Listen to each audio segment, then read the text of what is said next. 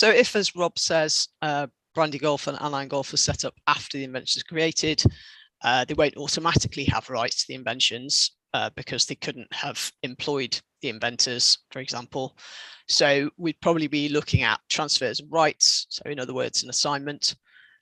You might ask, can a patent be assigned? So the short and perhaps slightly obvious answer is yes, although obviously I'm going to say a bit more than that. So if Brian is the original inventor and is free of any obligation through employment or contract to assign ownership elsewhere, then a transfer of ownership could be achieved actually relatively simply by an assignment from Brian to Brandy Golf.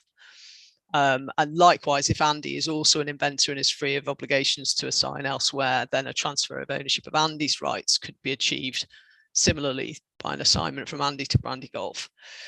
On the other hand, if, as Rob suggested, Brian and Andy have a joint ownership agreement, then assuming that they collectively have no other legal or contractual obligations, then an assignment from both of them, both Brian and Andy to Brandy Golf, would transfer the ownership of the invention to Brandy Golf. Under UK law, you can't license or assign a co-owned patent without consent from the other co-owners, although you can individually work the invention independently. So if Brian and Andy do have a joint ownership agreement, then part of that assignment document needs to set out that they each agree to the other's assignment of rights to Brandy Golf. But that is something that's actually, it's relatively straightforward to provide for in the document.